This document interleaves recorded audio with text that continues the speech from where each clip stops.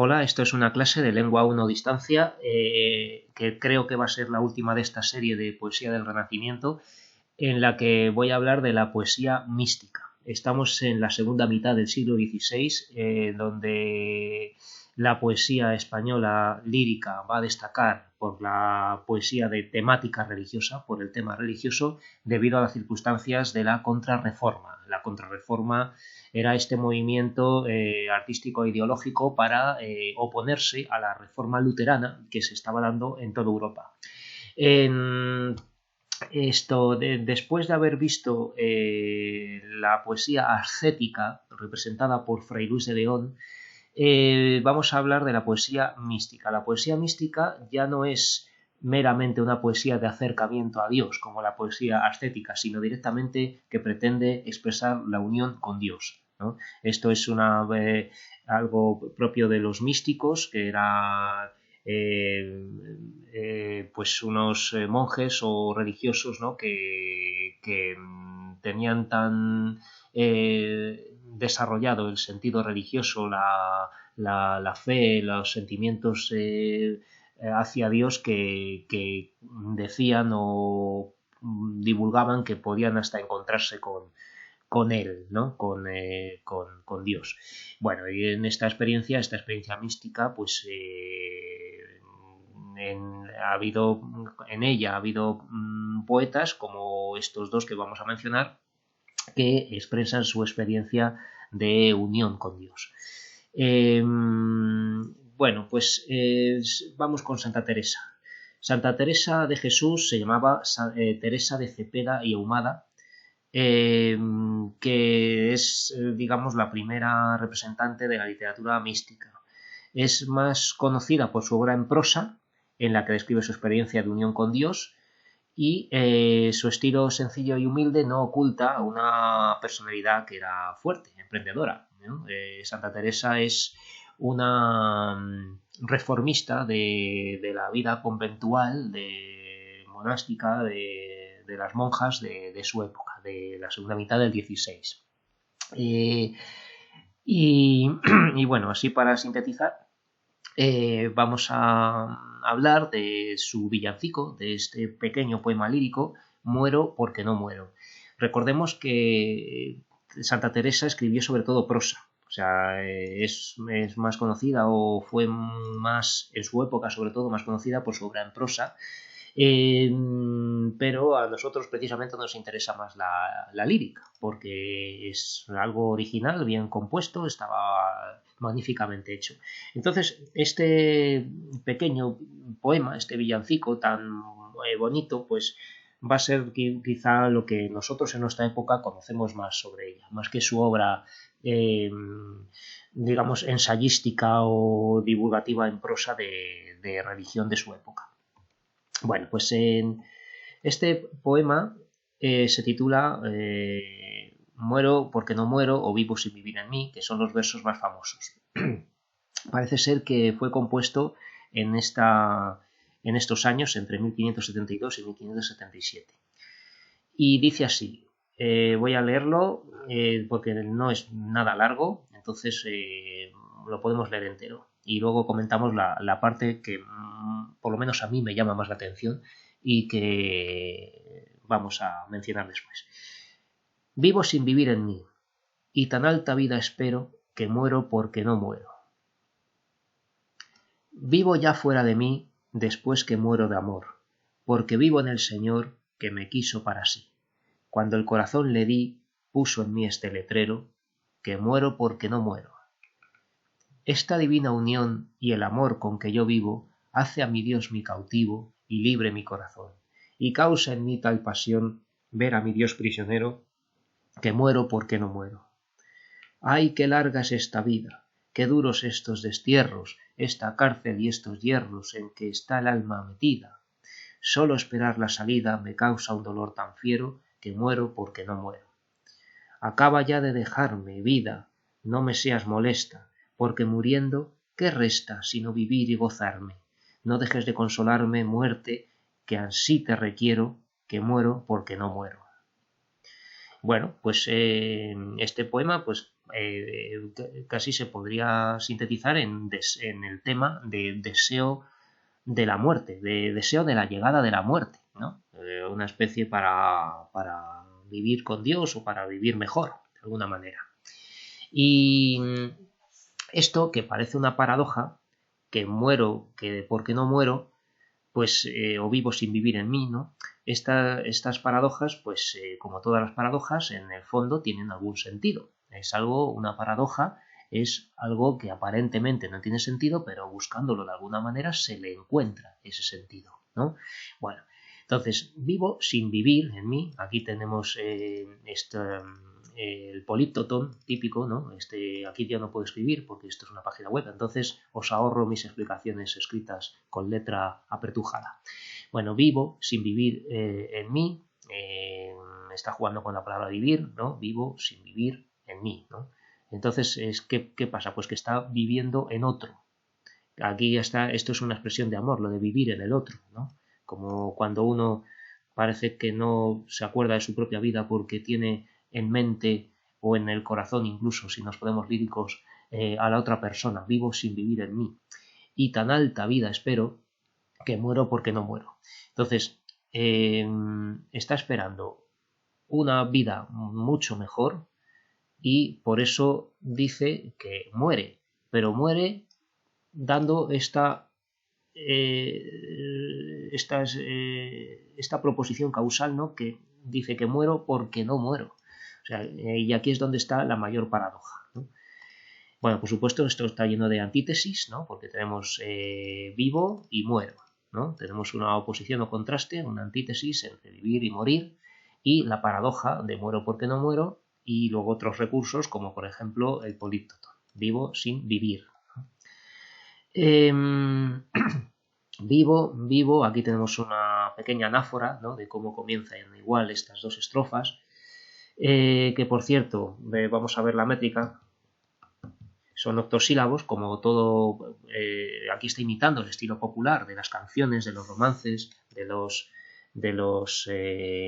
las coplas, ¿no? Son octosílabos. En este caso tenemos aquí esta rima que va a ser la A, mi, ¿no? Que va a rimar con sí, con di, ¿eh? La rima es consonante, porque tenemos espero, muero, amor, señor, o sea, rima consonante. En este caso sería A, B, B, A, C, C, A, y luego tenemos aquí otra vez B, B, ¿no? Entonces esto pues va a hacerlo de distintas maneras, unión, corazón, ¿no? Esto sería otra, vivo, cautivo, pasión, esto sería rima con el primero, el cuarto de aquí, entonces estos 7 versos, esto sería una especie de redondilla, ¿no? Y aquí una especie de tercetillo, terceto de arte menor, ¿no? De tres versos que va a enlazar con cada uno porque mantiene esta salida de final de cada estrofa repetitiva, como un estribillo, que se llama, la figura retórica es una epímone, ¿no? Este estribillo pues va a estar al final de cada estrofa, ¿no? De manera que esto parece una canción, que muero porque no muero, que muero porque no muero, que muero porque no muero, ¿de acuerdo? Entonces esto va a unir, digamos, va a dar musicalidad a cada estrofa y va a insistir en ello, de manera que al insistir es que es una idea importante que quiere resaltar. Bien, pues vivo ya fuera de mí, es lo mismo que dice vivo sin vivir en mí, aquí varía esto mismo, ¿no? Diciendo que vive fuera de sí, después que, desde que, este después es como un desde que muero de amor, después desde que muere de amor, vive fuera de sí. Seguimos haciendo oposiciones o contrastes, antítesis con vivo y muero, porque vivo en el Señor que me quiso para sí. O sea que ya no vive en sí, porque muere de amor, porque vive en el Señor. Cuando el corazón le di, puso en mí este letrero, que muero porque no muero. Esta divina unión y el amor con que yo vivo hace a Dios mi cautivo.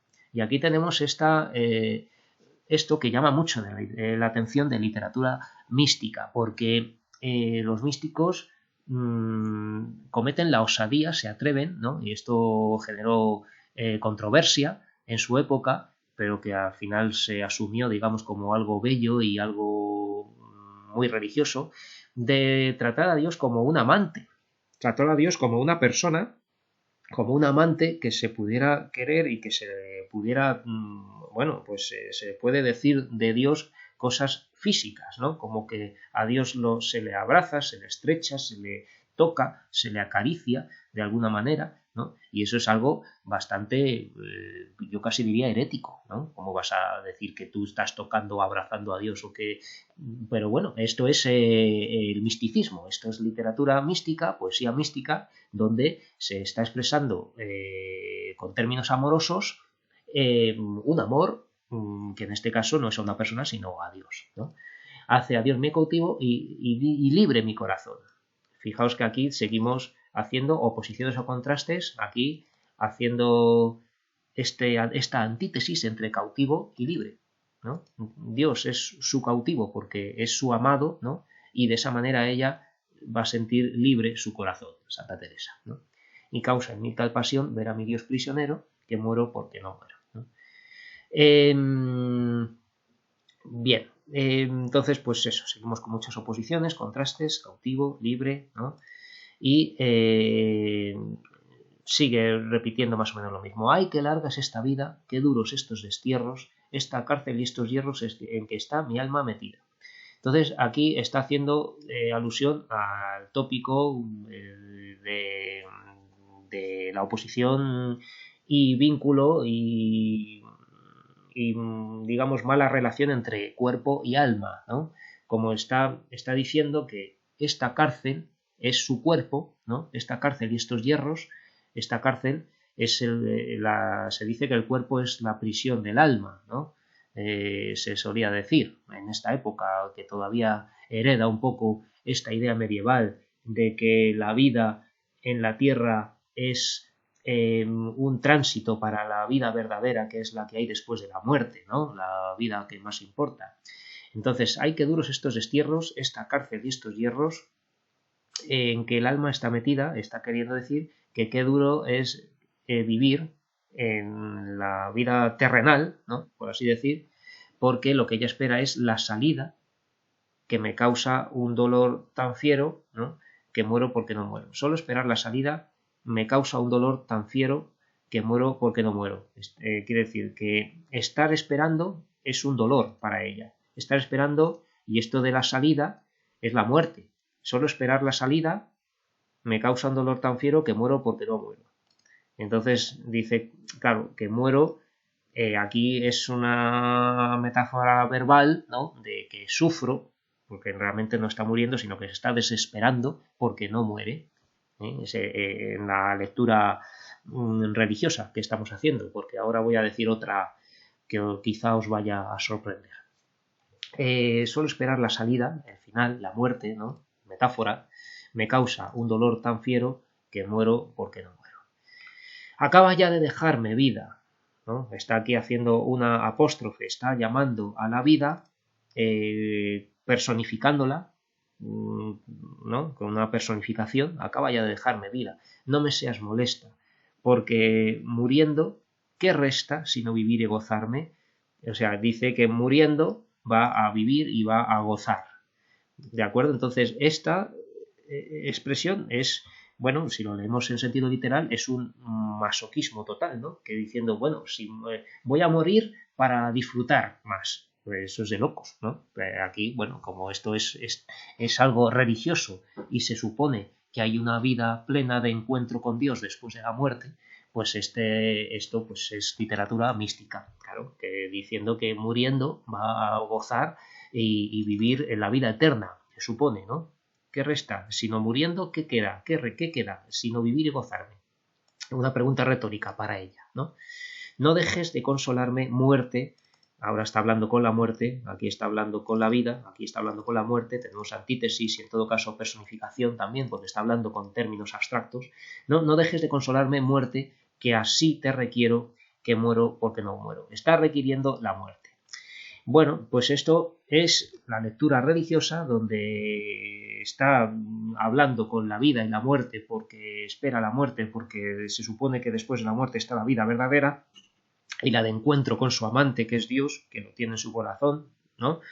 Y es así, ella vive más feliz con ese amor a Dios y sin embargo todo esto está imitando, está copiado de un lenguaje que ya existía en época medieval, en el siglo XV, en el siglo anterior, en la poesía de cancionero, de amor cortés, esto de no soportar la vida y que con la muerte haya mayor felicidad, ya existía y no hacía falta hablar de religión ni del Señor en época medieval. Estamos hablando de Jorge Manrique. Entonces yo aquí os voy a poner este otro poema que dice: no tardes muerte que muero, ven porque viva contigo, quiéreme pues que te quiero, que con tu venida espero no tener guerra conmigo. Jorge Manrique, como todos sabemos, era un poeta, poeta y soldado, que murió en una batalla luchando por Isabel la Católica en la Guerra Civil Castellana que hubo en el siglo XV, ¿no?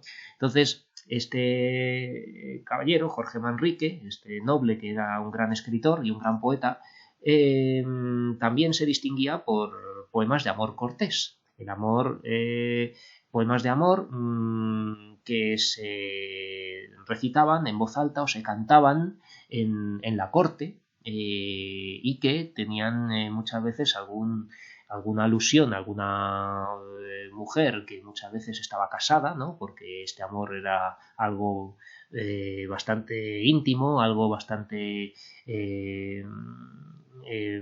peculiar porque, claro, en todo caso era adúltero, era un amor donde se amaba a la mujer de otro, ¿no? Porque todos estaban casados, los nobles. Y claro, muchas veces hacían juegos retóricos que llamaban la atención y que muchas veces quienes lo oían podían sospechar o incluso había alguna destinataria que sabía que era por ella, ¿no? Y en todo caso a veces pues aunque no se mencione ninguna destinataria con ningún nombre fingido, muchas veces ya se sabía que era algo que era para alguna persona en concreto. Bueno, en todo caso aquí lo que hay es una convención artística, literaria, que estuvo de moda en esta época de estos poemas de amor cortés, y es un sentido figurado y erótico de la muerte, porque resulta que esto que viene también un poco de Francia, en Francia había una palabra, una manera de nombrar a algo bastante, vamos a decir, erótico, casi obsceno, ¿no? Que es el orgasmo, el final del acto sexual, ¿no? En el acto sexual se acaba con este orgasmo que es un final, ¿no? Y esto en francés se dice petite mort, la pequeña muerte. Entonces, los caballeros medievales disfrutaban mucho haciendo poemas que pudieran tener un doble sentido de muerte, el sentido literal de acabar el sufrimiento por el amor y esta pequeña muerte, petite mort, del orgasmo francés, ¿no? De esta palabra en francés que en castellano, pues claro, no existe. Pero, claro, tú hablas de la muerte en un poema y puede que cuadre una lectura erótica, como es este caso. Entonces, aquí vamos a leerlo primero en sentido literal: no tardes muerte que muero, ¿no? Como decía Jorge Manrique, no tardes muerte que muero, ven porque viva contigo, quiéreme pues que te quiero, que con tu venida espero no tener guerra conmigo. Está sufriendo y quiere que llegue la muerte para acabar de sufrir, ¿no? Parece ser que dice aquí. Bien, pero si lo leemos en sentido erótico y está diciendo no tardes muerte, no tardes, vamos a decirlo así, orgasmo, que muero. Ven porque viva contigo. Quiero vivir en este sumo placer final, ¿no? Quiéreme, pues que te quiero, que con tu venida espero no tener guerra conmigo, porque así me voy a quedar tranquilo. ¿De acuerdo? Que con tu venida espero no tener guerra conmigo.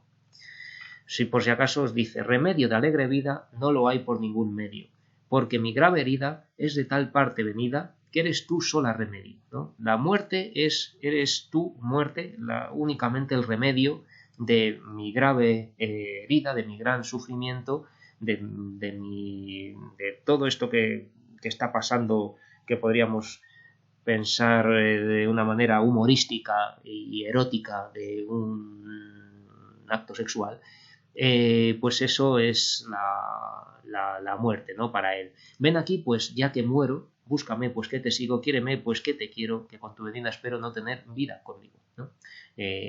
Así con la muerte juega con este sentido erótico. Y hay más poemas también, donde la muerte se puede leer un poco en este sentido.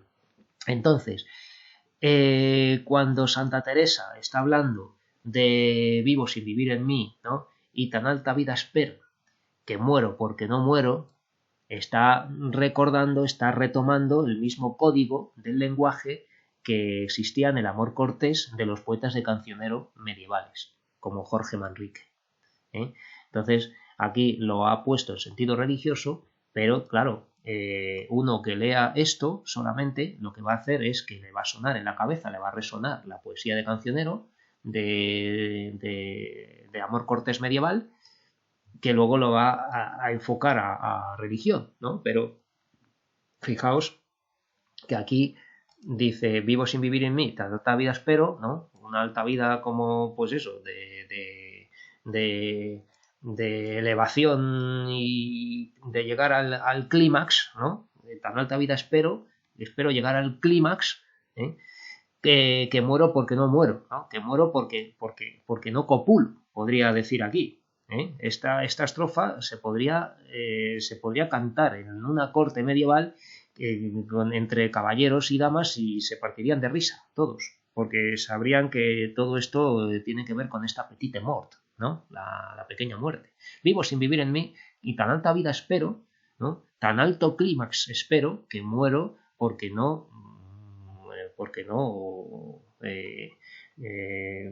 copulo, ¿no? Porque no practico esto, ¿de acuerdo? Entonces, esto que escribe Santa Teresa, aunque tenga sentido religioso, ¿no? Es algo que se nutre de la poesía de cancionero, de la poesía amorosa con una clave erótica, ¿no? Con una lectura erótica.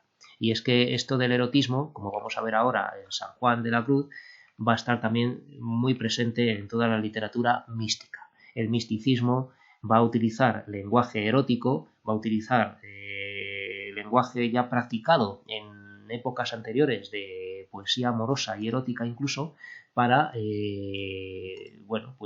primero, pues porque es algo que funciona muy bien en poesía y va a sonar muy bien para tener éxito, y segundo, pues porque las creencias religiosas son también tan complejas que el lenguaje sexual va a venir bien, porque también es muy complejo, ¿no? Entonces es algo lo incomprensible, pues se puede expresar tanto con el lenguaje de un ámbito como de otro. Bueno, y ahora vamos a seguir con Juan de Yepes Álvarez, que es San Juan de la Cruz. San Juan de la Cruz, cuyo nombre real era Juan de Yepes Álvarez, un poquito más joven que Santa Teresa, ¿no? La conoce. Se dice incluso que si pudieron tener alguna relación. Claro, en todo esto llama la atención una cosa muy interesante, ¿no? Que todos estos santos o estos clérigos, como Santa Teresa o San Juan de la Cruz, que se supone que eran muy castos, parece ser que conocen muy bien el lenguaje, las experiencias amorosas. Entonces, esto, bueno, no hace falta entrar en ello, ¿no? No queremos tampoco ser inquisidores, pero es posible que no fueran tan castos como se supone que lo fueron a la hora de expresar este lenguaje amoroso tan propio de caballeros y damas que para nada eran castos, ¿no? Bueno, pues tras conocer a Santa Teresa de Jesús, se une a su reforma de los carmelitas, de la Orden del Carmelo. Santa Teresa, no he dicho que era carmelita, ¿vale? Su obra mística es breve. Describe en su poesía la unión mística del alma con Dios, adoptando las formas de la literatura amorosa. como acabamos de ver en Santa Teresa, que también lo hace en este poema que acabamos de leer, Muero porque no muero. Entonces, vamos a leer su poema más famoso, tiene más, ¿eh? Tiene pues, una obra lírica religiosa preciosa, indispensable, pero en esta sesión que estoy dando yo ahora, nos vamos a limitar a leer este poema, que es el que se conoce popularmente como Noche Oscura del Alma.